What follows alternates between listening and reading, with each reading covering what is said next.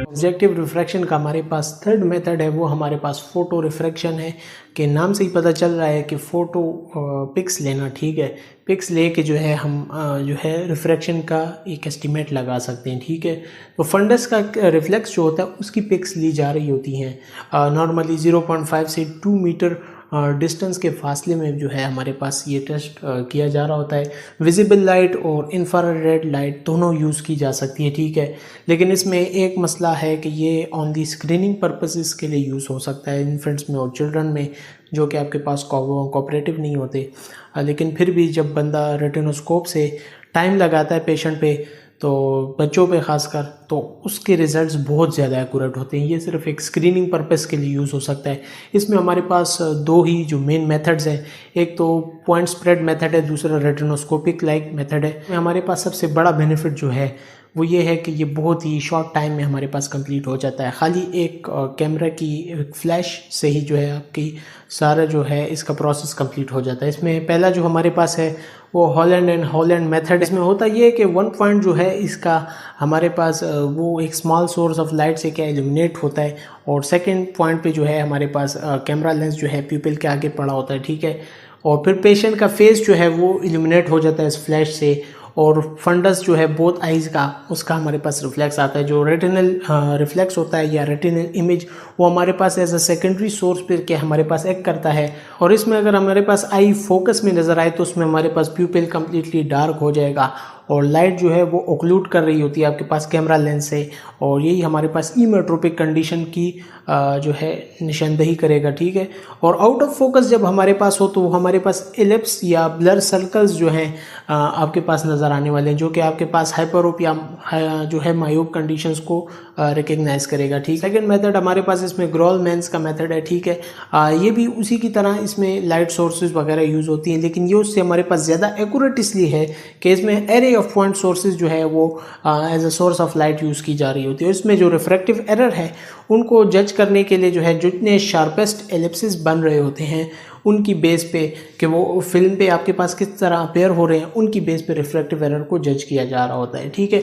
Second, इसमें जो फिर रेटिनोस्कोपिक लाइक मेथड्स हैं हमारे पास फोटो रिफ्रैक्शन के लिए, इनके मुख्तलिफ नेम हैं। ई सेंट्रिक फोटो रिफ्रैक्शन, इसी तरह जो है फोटोस्कायोस्कोपी और पैराएक्सियल फोटो रिफ्रैक्शन, ठीक है। इसमें अगर हमारे पास अगेंस्ट मोशन हमें क्या है शो हो रही है, तो इसका मतलब है आई हमारे पास मायोपिक है, और प्यूपिल इसमें जो है हमारे पास इल्यूमिनेट होगा सेम साइड पे, ठीक है। और विद मोशन हमारे पास हाइपरोपिक को इंडिकेट करता है, और प्यूपिल जो है हमारे पास अपोजिट साइड पे इल्यूमिनेट होता है, ठीक है। इसकी जो टेक्निक्स है उसमें हमारे पास 3 मेथड्स हैं। सबसे पहला विजिबल लाइट फोटो रेटिनोस्कोपी के, इसमें हमारे पास विजिबल लाइट का क्या यूज़ किया जा रहा होता है। प्यूपिल में जो हमारे पास रिफ्लेक्स है वो स्लाइटली ई सेंट्रिक जो है आता है, ठीक है। नॉर्मली थोड़ा सा इंफीरियर आ रहा होता है कैमरा अपर्चर से, ठीक है। रेड बैक स्कैटर लाइट जो है आपके पास, या जो ग्लोइंग रेड रिफ्लेक्स है, वो आपके पास इमेट्रोपिक कंडीशंस को शो करेगा। और इसके मुकाबले में अगर ब्राइट ऑरेंज या येलो क्रेसेंट टाइप आपको दिख रहा है, तो वो पेरिफेरी में आपको दिखेगा यूजुअली, तो वो आपके पास हाइपरोपिया या मायोपिया की कंडीशन को शो करेगा। इंफ्रारेड वीडियो रेटिनोस्कोपी भी इससे मिलता जुलता है, बस ये है कि सोर्स जो है अब आपके पास जो है विजिबल लाइट की बजाय इंफ्रारेड लाइट है, जो कि वीडियो कैमरा के बिल्कुल इन फ्रंट पड़ा होगा, ठीक है। इसमें बिल्कुल हमारे पास रेटिनोस्कोप की तरह जो है फंडस की अपीयरेंस हमें क्या नज़र आएगी, ठीक है।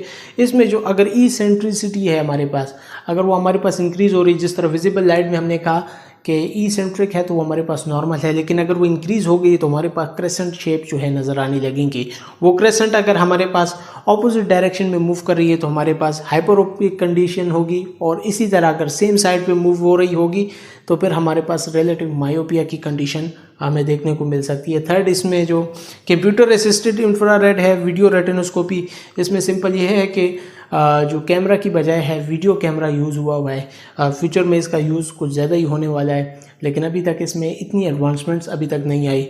इसी तरह डी नंबर जो इलेक्ट्रोफिजियोलॉजिक मेथड्स हैं हमारे पास, ठीक है, ऑब्जेक्टिव रिफ्रैक्शन के लिए, इस मेथड में विजुअल इवोक पोटेंशियल वाली मेथड्स हैं। इनका फ़ायदा ये है कि ये आपके पास इंटायर ऑप्टिकल सिस्टम को एक ही बार में स्टडी कर लेते हैं, और 0.25 डायोप्टर तक का जो एरर है वो भी इससे नहीं बच सकता। लेकिन इसमें मसले की बात ये है कि ये आपके पास जो एस्टिग्मेटिक कंपोनेंट है उसको वेरीफाई नहीं कर सकते, उसको जो है ये रिफ्रैक्ट नहीं कर सकते, اس لیے یہ جو ہے صرف ایک اسکریننگ میتھڈ کے لیے اچھا ہے. باقی سب سے ایکوریٹ میتھڈ جو ہے وہ ابھی تک ریٹنوسکوپی ہے، اور لگتا ایسا ہی ہے کہ ریٹنوسکوپی رہے گا. آٹو ریفس میں ہاں کچھ ایسی ایڈوانسمنٹس آئی ہیں جو کہ ریٹنوسکوپی کو کچھ حد تک ریپلیس کر سک رہی ہے، لیکن بچوں میں، انفینٹس میں پھر بھی یہ ایک مسئلہ ہے، کیونکہ اس میں تھوڑی بہت پیشنٹ کی کوپریشن کی ضرورت ہوتی ہے، اور آٹو ریف میں انہیں بٹھانا مشکل ہوتا ہے. ریٹنوسکوپ تو یہ ہے کہ ٹیبل پہ بھی اگر بچہ لیٹا ہوا ہے تو اس وقت بھی اس کی ریٹنوسکوپی پرفارم کی جا سکتی ہے.